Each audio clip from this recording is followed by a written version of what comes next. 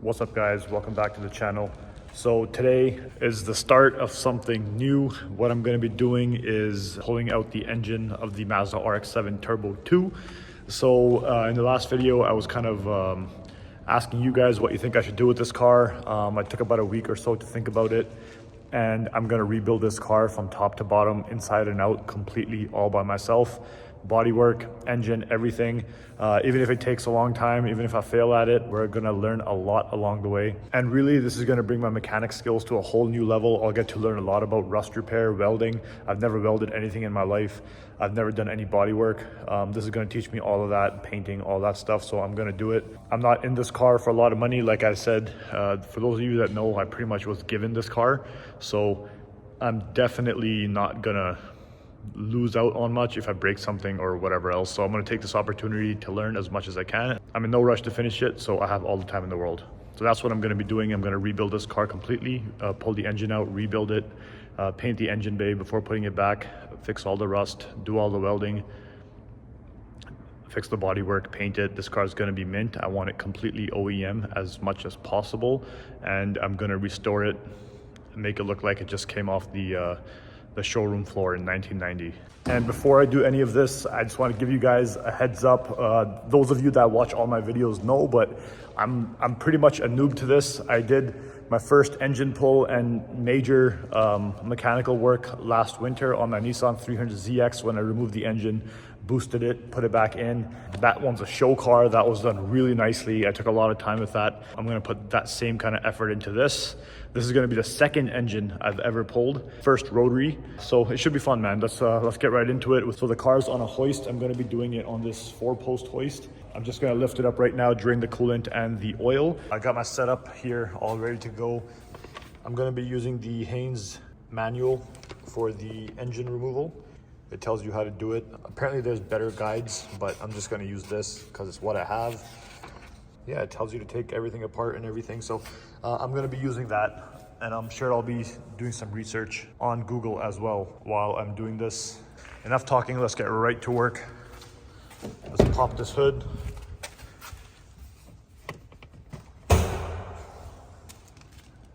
Pretty soon I'm going to strip out this interior completely as well.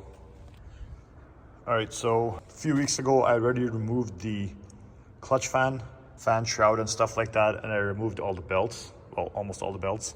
That was when I was trying to turn the engine over to see if it was seized or what. Now I'm just gonna start taking everything apart, disconnecting everything I can.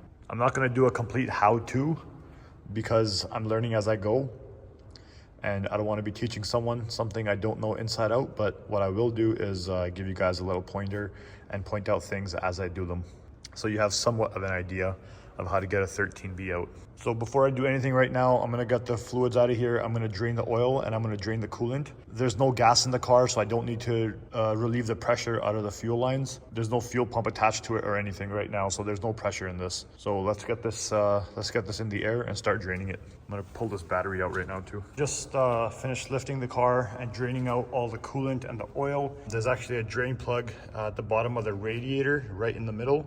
Takes a Phillips screwdriver. I opened that, let it drain out as much as it could. It was draining for like an hour, and then I went to go do some other stuff. Now I'm disconnecting the air box and the air filtration system. So basically for this, there's just 3 bolts. I removed them already. 1, 2, 3, and then it comes free. And then you have a hose going to the air pump here. So just disconnect that. I'm gonna change all of these clamps. These are all stupid, and this hose is just so cracked and brittle and hard now, so all the stuff's gonna get changed. So this I just removed, and then I gotta remove this. That's going to the throttle body as well. It looks like it's just a little screw or a bolt right here. I'll loosen that, remove that clamp, and then this whole air box should come right out. So that came out right away. There's just, so I had to remove this, and then one little connector that went to the MAF. Man, this is already so much better than my Nissan 300ZX. Look how much room there is in this. And all I removed was the air box and pretty much the clutch fan and fan shroud. So much room. I don't think this should be too hard to get this out. Shouldn't be way too much to disconnect. Anyways, let's keep going. And I'm working on these coolant hoses. and trying to remove them from the engine, and everything is so rusty. All those clamps are just rusted and falling apart. I think that's what's going to take the longest with this car, is how much rust there is, how everything just wants to fall apart. Working on my Nissan 300ZX was so nice. That car is so minty, man. If you guys haven't seen my other videos, check out my other videos, especially the ones where I'm removing the engine and working on the engine for my Nissan 300ZX. That car is so mint. I love that car. This car is needs every fastener probably replaced. All these bolts and nuts are gonna have to get replaced probably. All the clamps for sure are gonna get replaced because they got like these clamps and they all just fall apart. Look at this. This is like one of those screw-on type clamps, and I destroyed it trying to get that hose off. And this one was the same thing. Like, it just starts bending because they're just rusted shut. But slowly but surely, I just removed these coolant hoses. So another quick update. I'm just trying to get this radiator out of here before I do anything else. And there's 4 bolts. There's one right here, one that goes right here. They were in there hard, but I got them out. There's one right here, it's still there. And then the last one is right here. It's underneath the battery tray. So I was trying to remove the battery tray, and I got 1, 2, 3, there's 4 bolts. 2 of them broke. This one broke, and that one I think broke. This one stripped.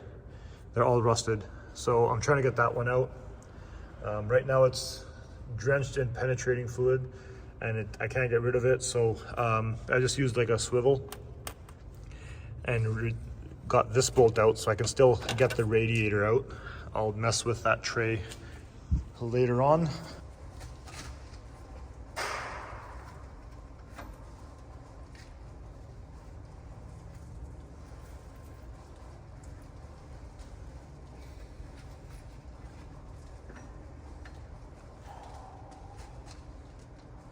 The radiator's out. I'm working on the fuel lines. Those are the 2 fuel lines right there. So the one on the left side is the one that goes to the fuel that's coming from the fuel filter. So that's the feed line. And then the one beside it, I'm guessing, should be the return. Yes, looks like that's the return line. And then there's, you can see, I took a hose off the top right here. I don't know what that is, honestly. There's something in there. Maybe that's a fuel line of some sort too. That's this one right here that I got, that goes around to the passenger side, it looks like. I don't know what that is, but anyways, I removed it, and it's just hanging out up here right now. So now I'm gonna remove those 2, and that should be it for fuel lines, I believe. And then we keep going. Okay, so what I'm gonna work on now is the AC compressor and the power steering pump. I guess there's supposed to be 5 bolts for the power steering pump, and you just take it off with the whole bracket, and then you're supposed to tie it to the front here somewhere. Same thing with a rope or a wire or something, and same thing with the AC compressor. You're not supposed to actually completely remove it. Eventually I will have to remove it because I want to paint this engine bay, but I don't know, right now I might just follow the instructions that I'm seeing online and on the service manual and just push it to the side. That way I won't have fluid leaking out as well. So that's probably what I'm going to do. I'm just going to see if I can find the bolts to remove it, and then I'm going to disconnect that right now. Okay, so these AC compressor bolts are a pain. So what I'm trying to do now is lift the car up and get them out from the bottom. Man, look how crusty everything is down here. But if you look, there's an AC compressor. And from right here, you can see the 2 bolts. So one is right there, and the other one is right there. It's kind of hard to see, but there's one right here, and the other one's right there. So it's looks like it's much easier to get it from the bottom. So thank God I have this lift, because it would suck laying underneath the car to try to get those 2 bolts out. So after those 2 bolts, that AC compressor should be free. I already got the top 2 bolts out. They're right here. So I'm just gonna get these ones out now. Man, those AC compressor bolts are not fun at all. The two lower ones were a pain. They're all completely done now. They're all completely unbolted now.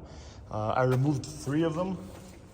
I got 3 of them sitting right here, but one of them is still inside the compressor. It's loose and the whole compressor is free, but the bolt is still hanging there. I don't have enough room to get it out, and I just destroyed my hands trying to do that. So I'm probably just gonna remove the high pressure and low pressure lines from the AC and get that out easily.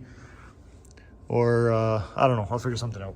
It might also help if I got the power steering pump out first, I realized. So I got this pulley off. There was just a nut over here.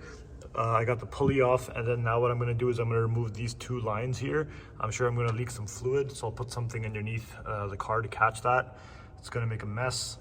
After I remove these 2, I'll remove this low pressure power steering line.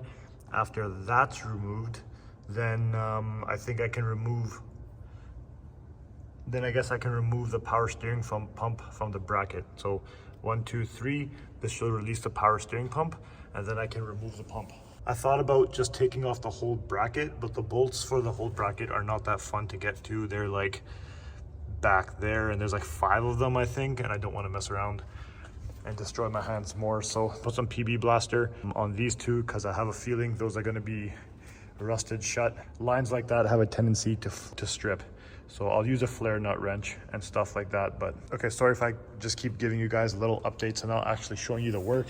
I'm trying not to make this video 2 hours long, but I am showing you step by step what I am doing, just telling you about it after I've just done it. So I let these soak in PB Blaster for like 30 minutes, and I came back and they opened pretty easily. It wasn't an issue at all. I didn't even use a flare nut wrench. I just used a regular one, and they opened. No fluid came out of here, so that was a bonus, I guess. And now this line right here, I'm just working on taking this off. I think I'm gonna take it off from the bottom. I feel like that'll be a little cleaner. I'm gonna put a little pan right here. I took off the clamp here already, and then what I'm gonna do now is just twist it off and quickly put the hose into the pan and let it drain out. And after that's done, then this is all ready to come apart. Then I just basically have to remove these 3 bolts, and that power steering pump should come out. So I'm just gonna undo that now. Okay, so that's almost off. I should get a pan.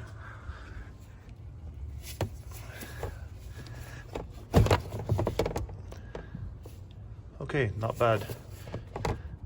That's leaking there a bit. I need to grab some paper towels. Okay, that wasn't too bad. I was expecting that to be much worse. Okay, so I just got that power steering pump out. So there's 3 bolts just up here, very easy to get to. Obviously, they're right in front of you. And then there's one that bolts right into there. You can see that hole right there. And it goes in from the back, like it's this way. That one's very tight and hard to get at because you don't have much space here and you don't have much space here. You have to use an extension and destroy your hands like you do with most Japanese cars to get that one out. And then once that's out, it just wiggles right out. I got it sitting over here just draining the power steering pump off. So the AC is completely free. I don't know if I'm actually gonna take this out. You know, this car was stored for like 20, 25 years. I don't know if the AC was working. I don't know if it even has refrigerant in it, but I don't wanna find out that it does have some refrigerant in it and have it leak all out here. So I'm probably gonna leave that is. For now, I'll loosen one of the lines later and see if I hear any air coming out. But for now, I'm just gonna leave it. To pull this motor, you can just move that AC compressor out of the way when it's free like this anyways. So I'm just gonna leave it there for now. Basically now what I'm gonna work on is I'm gonna remove these 2 bolts to get rid of the intercooler. And then that'll give me a little more access to remove some of these hoses here. I gotta disconnect these, and then it'll also let me get rid of the throttle cable and my cruise control cable. So I'm gonna do that right now, get some of this stuff removed, and then I'm pretty much done up here. Just a couple little hoses and plugs to undo, but I'll pretty much be done. So First things first, I'm just gonna take off these two bolts and this clamp right here and get that intercooler off, and then I'll do the cable, the throttle cable and the cruise control cable. So I'm gonna do that right now.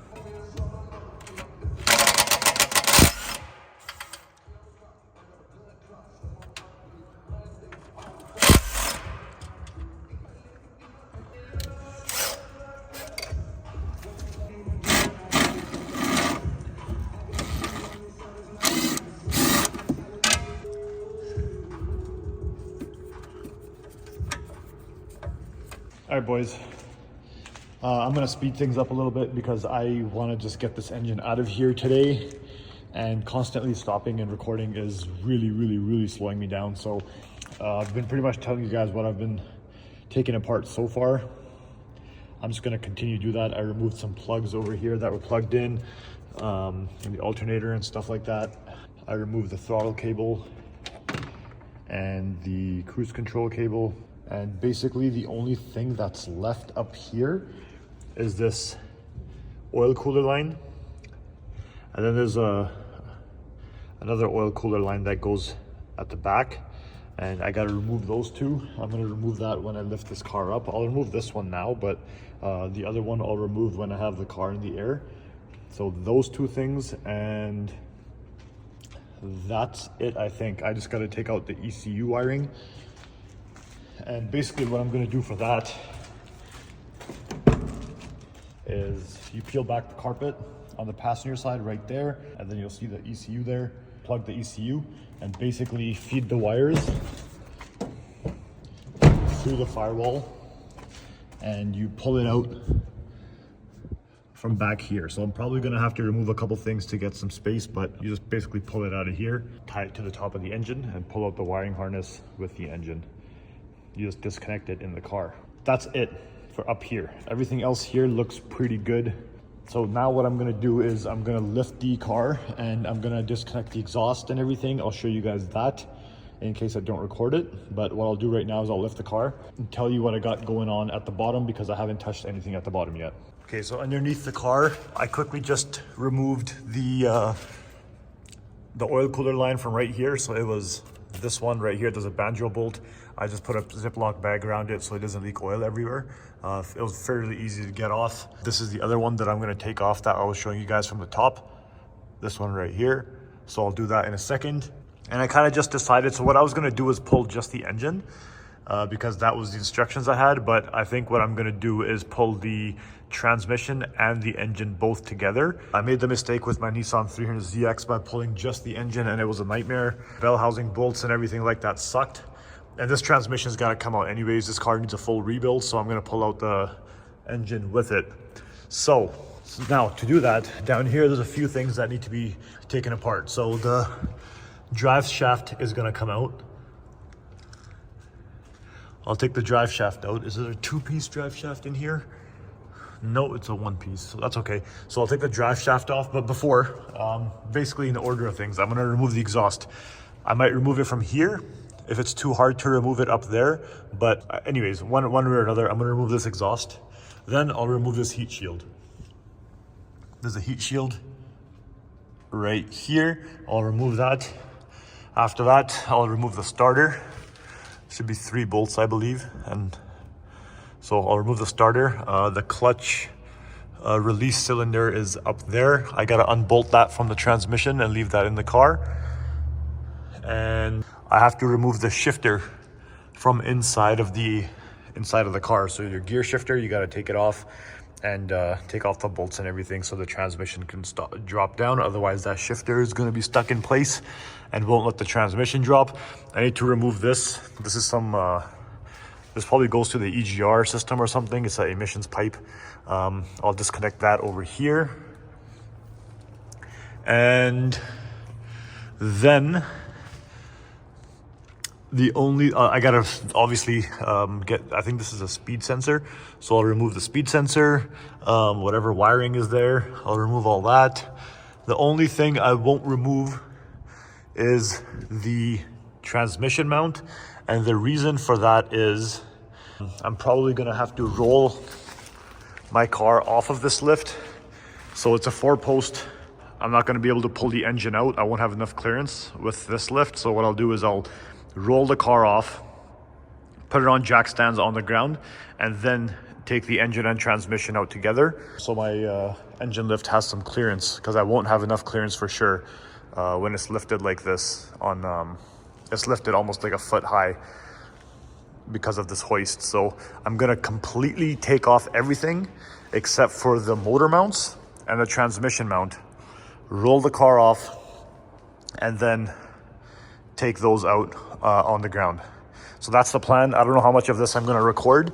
I'll probably just mount the camera, and then I'll call some buddies once everything is disconnected. They'll help me push this car off, and we'll get this motor out. So I'll see you guys in a bit.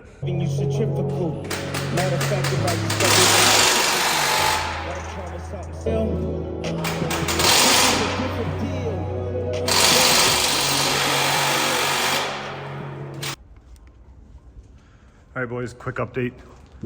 So the exhaust is completely off. It's basically just hanging on this hanger and this hanger, and the rest I completely removed. There was a bracket right here, it's removed. This is apart. And up here, this sucked, man. This took me so long, but it's separated now. So I just gotta pull it out whenever I'm ready to do that. I'm gonna wait for my buddy to show up and give me a hand with this, because this thing is heavy and I don't want to drop it. Yeah, so exhaust is completely off. And then what I did was I removed the starter, the ground, and this plug for the starter, 2 bolts. This one has a nut and a bolt on the other side. I removed that. Now, basically, what I gotta do is take off this heat shield, but I can't do that without this exhaust, with this exhaust in the way. So I'll wait for the heat shield. And what I'll do is remove the speed sensor, disconnect all of these plugs. Right here, there's some more back there, I think. There's some more plugs up there. So I'll remove all these. I'm probably gonna lower the car and get rid of the clutch release cylinder, which is up there, off. There's 2 bolts. It looks like it's gonna be easier to get it from the top, so that's what I'll do right now. All right, boys, so this might be the last little clip for a bit. I got the slave cylinder out. It's just at the top of the transmission there. You can kind of see the ground wire hanging. So I got that off. I disconnected a couple more plugs, and I removed the speed sensor, and that's pretty much it. This thing is starting to strip.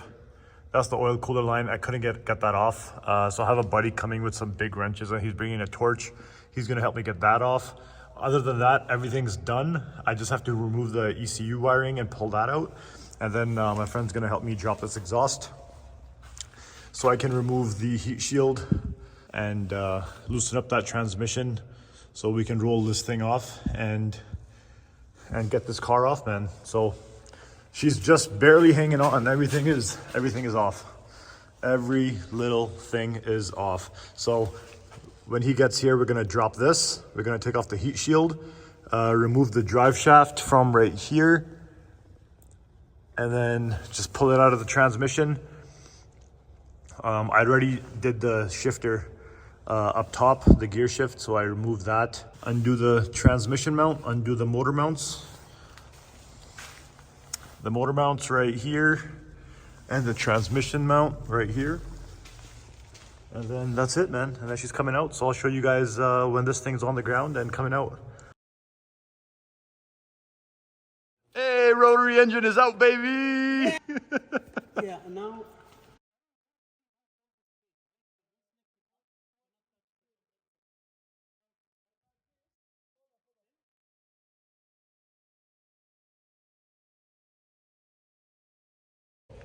Yo, the motor is out, boys. So as you saw in that little clip, me and a couple buddies, we got the motor out. I didn't record too much while they're here, because obviously not everyone likes being on camera and whatnot, and we were just kind of hanging out. But basically, you guys saw all of it. I went through pretty much everything you have to disconnect and whatnot. So a couple little things that we had to disconnect that I forgot about. or that gave us trouble once the motor was coming out, and I'll show you guys that right now. But honestly, it came out pretty good, man. It's a pretty small engine. This is the second motor I've pulled in my life. The first one was a VG30 out of a Nissan 300ZX, my other car, and that one was it's a big engine, and it was a lot harder, but this was not bad. We actually managed to do it on my 4-post drive-on hoist, which was really good because, you know, this thing is lifted already a little bit, and then we had to lift it a little more to get the engine hoist underneath it, and I wasn't sure if we'd have enough clearance to lift the engine and pull it out, but it worked, man. It was like there was like this much space, and then it came right out. We had to lift the transmission over it and bring it, so but it worked.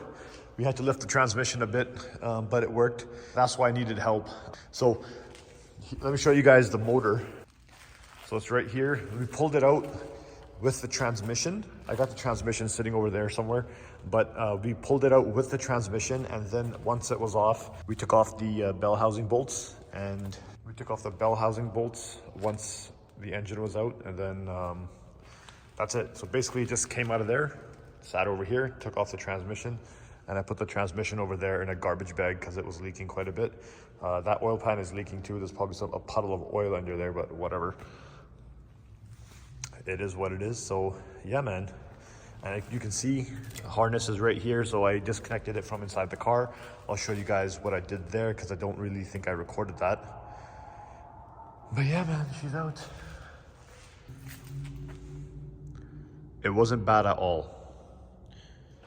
It wasn't bad at all. Oh, one more thing I want to point out. So these engines have a place right here where you can actually use to pull the tire chain to or whatever, and there's a little area up here, but this one seems a little more flimsy, so I didn't want to use that.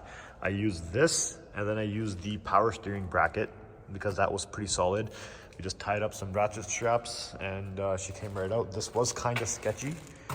I don't love it, those two straps, but I think I'll definitely use a chain instead of this next time, but it worked.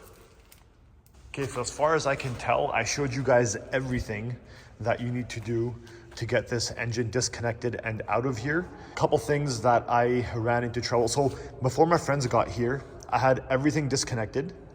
I removed the starter, I removed all the plugs and stuff on top of the transmission, removed the drive shaft. I left the exhaust hanging just on the hangers because I needed help to lift that off, but everything else underneath I took off. For the motor, the only thing that was still connected was the motor mounts. There's two nuts that go there, and then I just disconnected. I just undid the nuts, and the motor was free. The transmission mounts for the transmission were still on, obviously. Otherwise, if I took those off, the motor would have just leaned. So I left that on until my friends came. So once they came, I removed the exhaust and I removed the heat shields for the exhaust. And look how caked this is, man. Holy crap. Once that was out, I also disconnected the shifter from inside the car.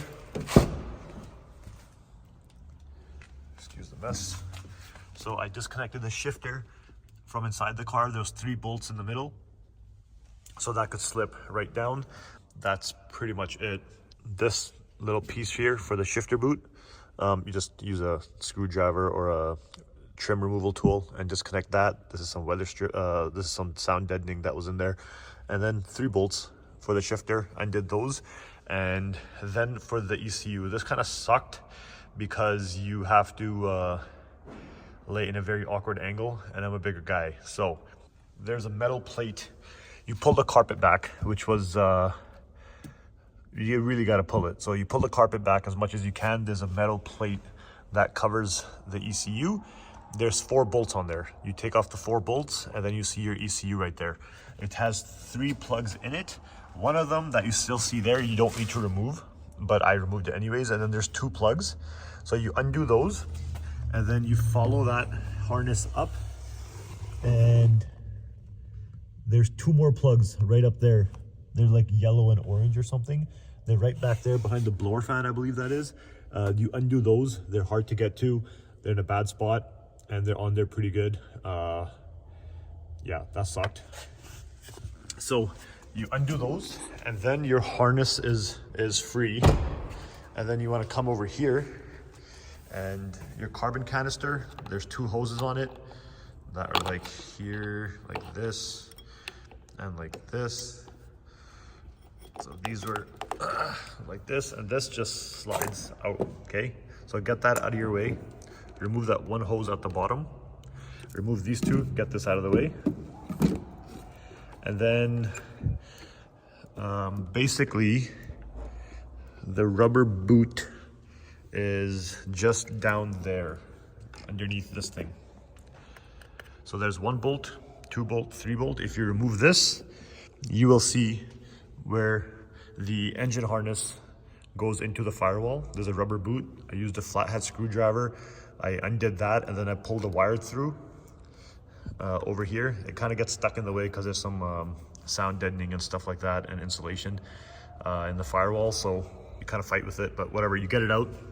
And then the wiring goes down here, so you pull it out through underneath this, so you pull this, the wiring comes out of here, and then it goes down that hole. So then you pull it out of there, you follow where it goes into all these little areas, and then you disconnect it, put it on top of the engine, and that's it. Easy peasy. And disconnect any wires that you see. Stick it to the harness, put it on top of the engine, and that comes out. So I didn't show you guys that, so that's it right there. Super easy, man. Now, honestly, once you have the motor like free, you'll realize that, oh, I missed a ground here, I missed this, I gotta remove it. So take your time, put it up slowly, and you can see if anything's still attached or getting caught. Now, I had my AC line still connected, and so my compressor is here right now upside down. So when we were pulling out the engine, for some reason, this AC line right here was catching on to the intake manifold at the top of the engine, okay? Right here, and it was pulling on this, and I didn't want to break it. So to fix that, what we did was we just disconnected the AC line, this one, from the compressor.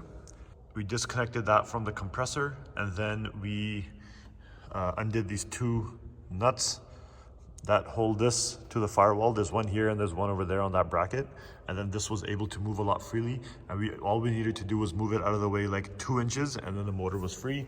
So I had my friends up here with the hoist and the engine, and while they were doing that, I went underneath the car, I undid the motor mounts, and I undid the transmission mount, and I leaned the transmission down just to get the shifter out of the body of the car. And once that was clear, they lifted the front up a little bit, got the studs for the motor mounts out from the body of the car. And as soon as that was out, it tilted like this, and it was wiggling, so it was free. And then basically we just slowly kept bringing it up, making sure everything was good, and we cleared it out, and it was out. That's it, man. This motor is super easy to do. Super easy to do. So that's it, man. That's pretty much how you're gonna pull out a 13B out of your RX-7 FC. I didn't really see any good videos on YouTube when I was doing this, so hopefully this one's a little better and gives you guys a little bit of insight of how to do it and helps you out if you're stuck. I followed the service manual and some internet forums, some forums and stuff online. That's what it is. I just want to take a moment and thank you guys for all the support that you guys show me in the Facebook pages, on the 300ZX page, which is probably most of my followers, and also on the RX-7 pages. You guys have been giving me a lot of support, a lot of good advice, and I appreciate it. I read all your comments, and yeah, I just want to take a moment and thank you guys for that. Also, let's go over some plans for what's going to happen with this engine.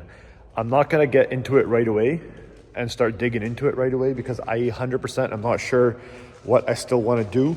I'm going to tell you guys what my plans are, and I want you guys to help me out here and give me some advice. Okay, so basically, as I've said many times, I want to keep this car stock as much as I can. Like, I do not want to even remove where the intercooler is on top of the engine. I think when you open the hood of an RX-7 FC and you see that intercooler there, that's the first sign that mostly this car is OEM, and just taking away from that is not something I want to do. I don't really care for too much power. If I can get around the 250 mark, I'm more than happy with that. I want this car to be, you know, hop in, drive, not have to worry about anything. So I want to keep it OEM and just, yeah, man, that's what I want to do. So basically what I really want to do is a street port because this engine's gonna get rebuilt, okay? I wanna do a street port. With that, I don't know if I can run the stock ECU. If I can, that's awesome. At this point, I don't know if I wanna change the turbo, because I know if I change the turbo, I'm gonna have to change the fuel injectors, probably the fuel pump, possibly that intercooler for more air. And that's what I don't wanna do, right? The street port I kinda want for the sound. I think it sounds better than a stock RX-7, obviously, and I'm sure everyone would agree to that. Other than that, I don't really care for any other upgrades, to be honest, but let me know what you guys think I should do. Also, I've been thinking a lot about if I want to rebuild this motor myself or have it sent out. There is a shop somewhat near me that specializes in RX-7 stuff to do rebuilds and stuff. I think I might take it there. I think I might take it all apart and just take the engine to them and have them rebuild it for me. See if I can pay them a little extra and if they'll show me what they're doing and let me watch. Who knows? Rebuilding an engine is way above my pay grade, and I don't want to bite off more than I can chew. So I think I should get it rebuilt by the professionals. So that's coming up next. Everything's gonna get stripped off the engine, and then it's either gonna get rebuilt by me or someone that knows what they're doing. So that's what's in store for this. And the transmission, let me show you guys that. So the transmission's sitting right here. This one, it's pretty good. It doesn't need a rebuild. There's no play in the input shaft. Everything looks good. We'll freshen it up with the small bits and pieces if we need to. We'll fix all that. Look how crusty it is, man. And I gotta fix the seal at the back too. But that's the transmission, so that's not going to be too much work. That's quick work. So that's the plans for the motor, and lastly the car. So what's next for the car is pretty much stripping out everything in here, fixing any rust. Most of it looks like surface rust, which is amazing. Fixing up all the rust, cleaning this up, and then painting it. I'm going to paint the engine bay OEM color. Just refresh it, hit it some clear coat and everything too. Not doing a shave, not doing anything fancy like that, but just cleaning it up and repainting it. So that's what's gonna happen with the engine bay. So that's what's coming up next. So you can expect a video about that pretty soon for the engine bay, and you can expect an engine teardown video coming up here in a few days, I hope. And then with the interior. So what's gonna happen with the interior now is I'm gonna gut this whole thing. I'm gonna pull out the seats, the carpet, all the trim, everything, and see what the rust looks like from underneath and see if I can patch up those holes for sure. The detailed rust removal I won't do right away. I'll get this car driving first, but whatever rust I need to fix with the carpet out, I'll do that first. So the carpet's gonna come out and everything. I did notice while looking online that to pull the carpet out, you have to remove the dash. And I can tell you guys right now, I am not gonna remove that dash. This dash is mint, and I know everything is gonna break as soon as I do it. Like these vents, I barely touch them and they break. You can see some of them are broken. So I don't think I'm gonna pull out the dash. The reason you have to pull out the dash, because above the trans tunnel right there, apparently the carpet goes into the dash. I think I'm just gonna grab a knife and go up as high as I can and just cut it from up there. And then when I put the carpet back, I'll put some industrial strength Velcro and or double-sided tape or whatever. Probably Velcro would work better, and put it there to attach it back where I cut it. Let me know what you guys think about the carpet removal and if it's a good idea to cut it or not. I know I'm gonna break stuff when that dash comes out, and this dash is absolutely mint, man. I do not want to remove it for no reason. It's not worth. I'd rather have cut carpet where it's not visible than a dash that has broken clips everywhere. Let me know what you guys think about that. So next couple of videos, 2-3 videos you guys can expect is the engine bay being stripped down completely, cleaned up, painted. Same thing with the interior, everything's stripped out. That's gonna be in a video as well. And then the engine being completely taken apart and sent out for a rebuild if that's the way you guys think I should do it, or whatever. Let me know what you guys think, and let me know what you guys think I should do about the build, man, because like that's what I'm most confused about. I'm completely new to the rotary scene. I want to stay OEM as possible, but I want that RX-7 exhaust sound, you know, that iconic sound. I really want that, and I think a street port will get me it. Bridgeport obviously is definitely going to get me it, but I think a street port should help. I don't want to put a new turbo in this. I don't want to change the fuel injectors. I don't want to do any of that.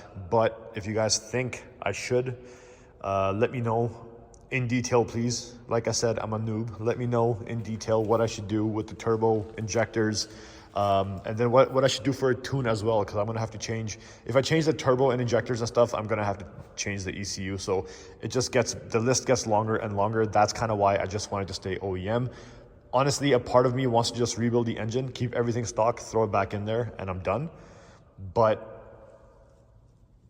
I don't know, man. Let me know. Let me know. I'm torn. I have no idea what to do with this thing. So I hope you guys are excited for what's coming next. Last winter, I gave you guys a full turbo build on a 1990 Nissan 300ZX, which had turned from an NA to a twin turbo, and it was a great build. That car is amazing. I installed so many upgraded parts and I made it look amazing. That thing is a show car. And this winter, I'm giving you guys an RX-7 FC Turbo 2 build. This one's gonna be a lot bigger of a build because this is not just engine work that this car is getting. This car is getting top to bottom, front to back, full restoration. There's gonna be welding, there's gonna be interior getting stripped, there's gonna be everything. And I'm gonna show you guys all of it. Unfortunately, I'm kind of busy these days and I don't get enough time to put into this thing, and the videos are like once a month if I'm lucky. So I'm gonna try fixing that, but no promises. I'm doing the best I can. Anyways, thank you guys for watching. Make sure to hit that subscribe button and follow along for more content coming. Follow my Instagram. Leave some comments, man. Let me know what you guys think, good or bad. I'm here for all of it. I read all of it. So anyways, that's all I got for you guys. I'll catch you guys in the next one, and Happy New Year. Peace.